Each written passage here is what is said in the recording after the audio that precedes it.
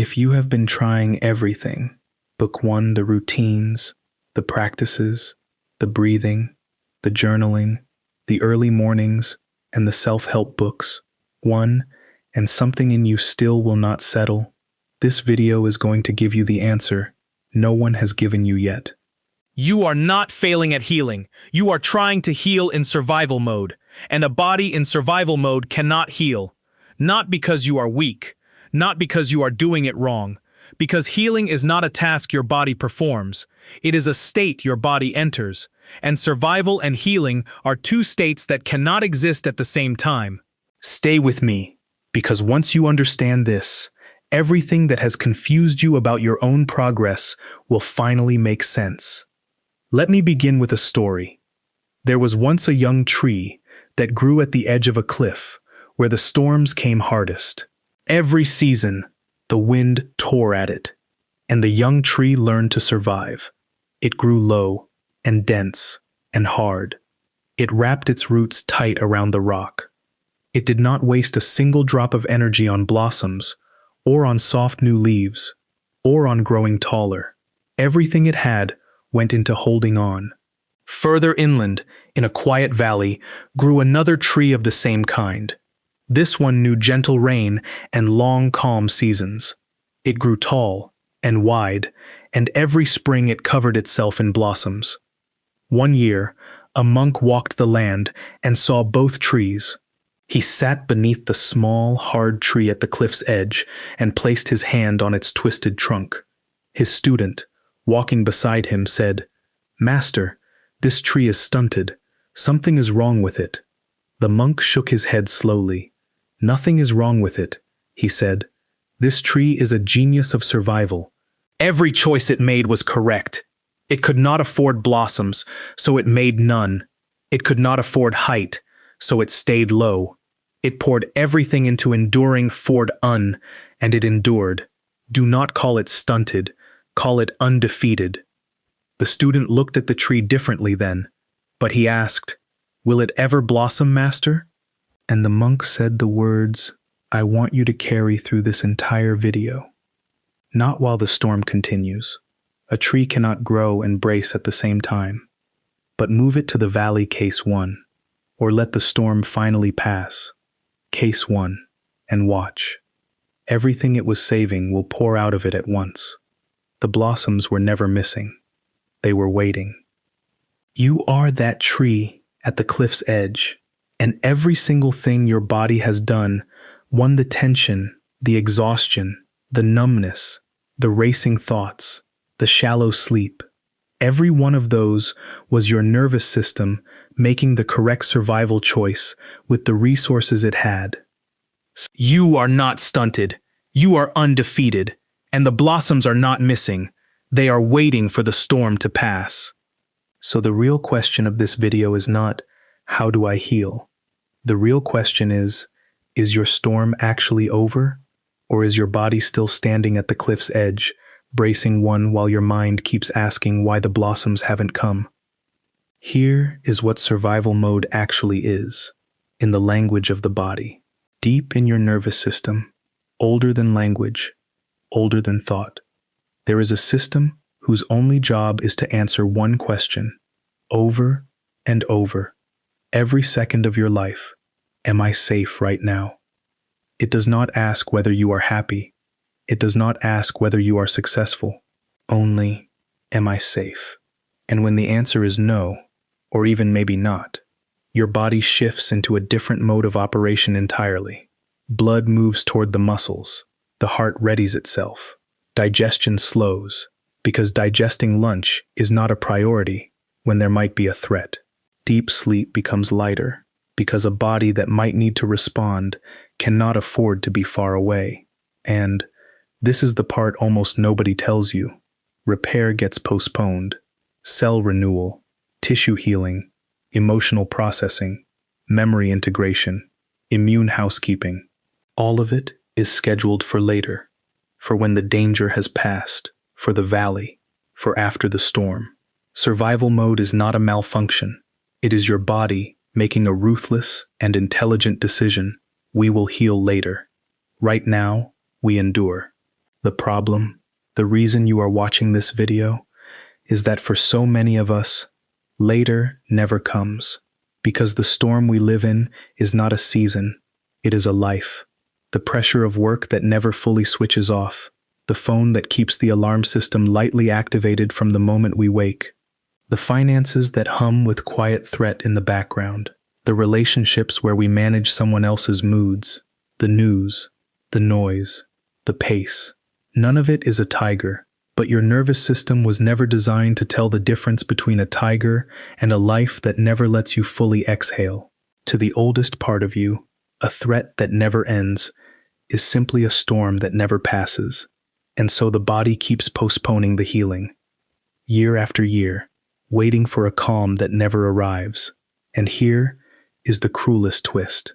When we finally decide to heal, when we buy the books, start the practices, commit to the routines, we usually do it in the same way we do everything else, as effort, as striving, as one more task on the list, performed with clenched determination. We attack healing the way we attack a deadline, and the body, watching all this urgency and pressure, reads it not as safety, but as more storm.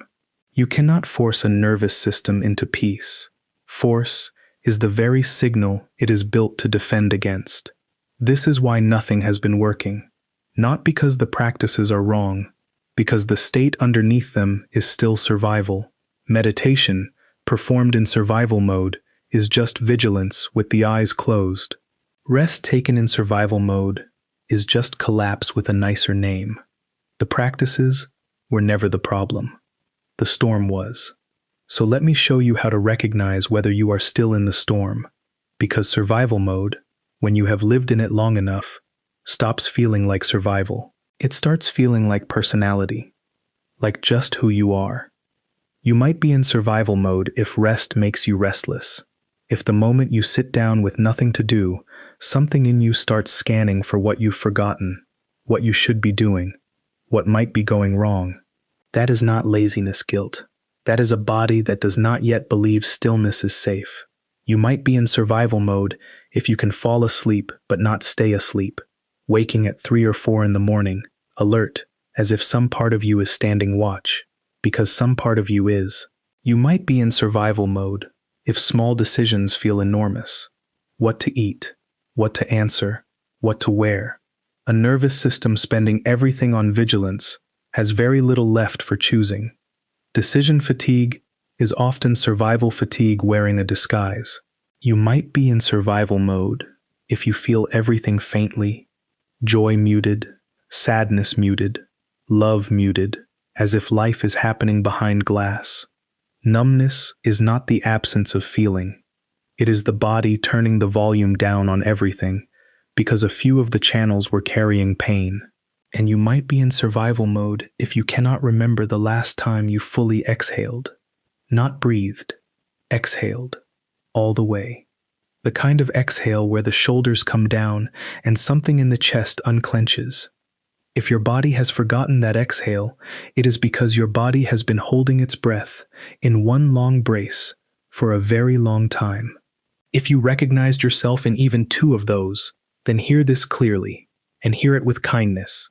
Nothing is wrong with you. You are a genius of survival. Every one of those patterns was your body's correct answer to a storm, and the way forward is not more effort. It is what the monk said. Let the storm pass, or where you cannot end the storm, build small shelters of stillness inside it. Because here is the hopeful truth the body hides inside all this. Your nervous system does not need the whole world to become safe before it begins to heal. It only needs moments, genuine, repeated, believable moments of safety. The body heals in the gaps, and you can build the gaps. So let me give you the practices. Small shelters, one for each doorway into safety that your body understands. The first doorway is the exhale. Of every signal you can send your nervous system, the long exhale is the fastest and the oldest. A slow out-breath, longer than the in-breath, is the body's own ancient announcement that the danger has passed. It is physically impossible to flee a tiger while sighing. So today, and every day, give your body this.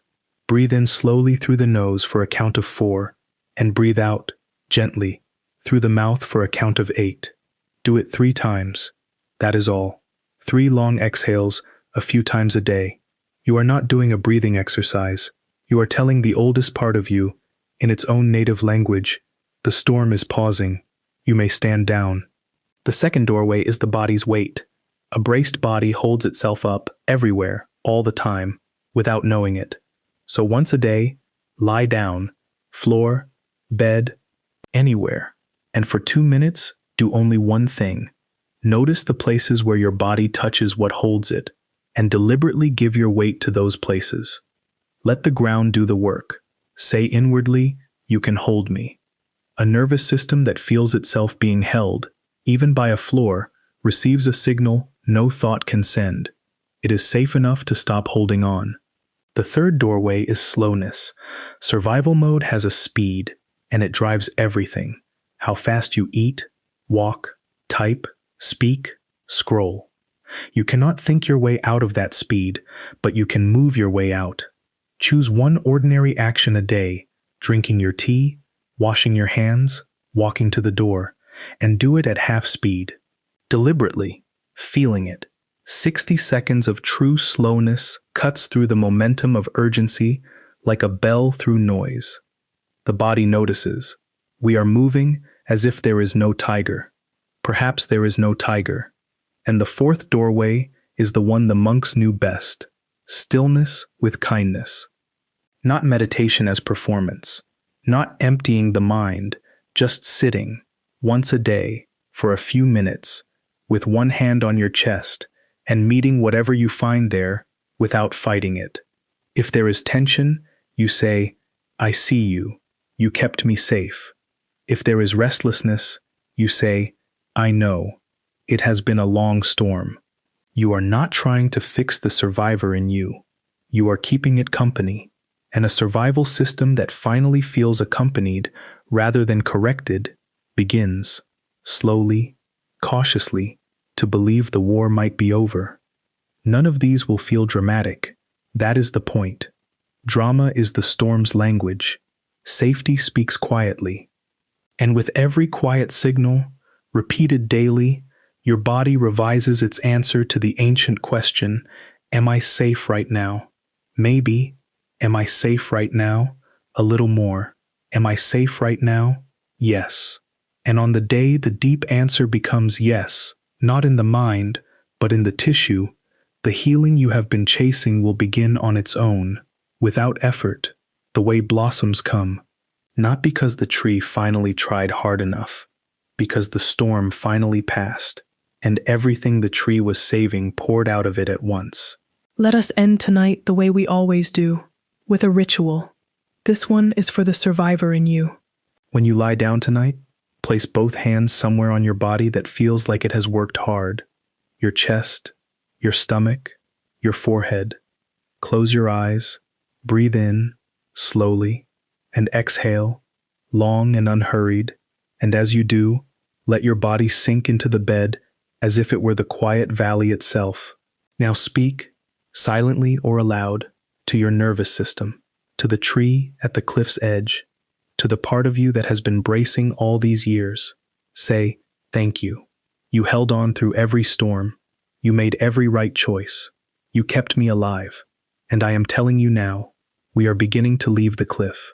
You do not have to bloom tonight. You do not have to do anything tonight. Just rest. I will keep watch." And with each exhale, imagine handing something down. One branch unbracing, one root loosening its grip on the rock, one held breath finally finishing. There is no hurry. The valley is not going anywhere. Fall asleep, if you can, with your hands still resting there. Not as a technique, as company. And remember what the monk knew, standing before that small, hard, undefeated tree. The blossoms were never missing. They were waiting. Yours are too. If this gave you even a little bit of relief, stay a while.